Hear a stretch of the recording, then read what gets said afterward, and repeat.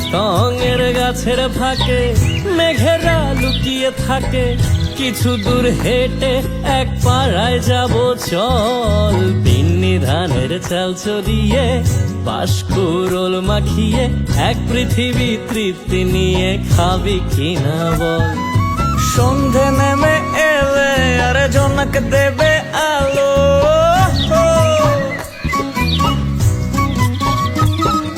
সন্ধে নেমে এলে জোনাক দেবে আলো।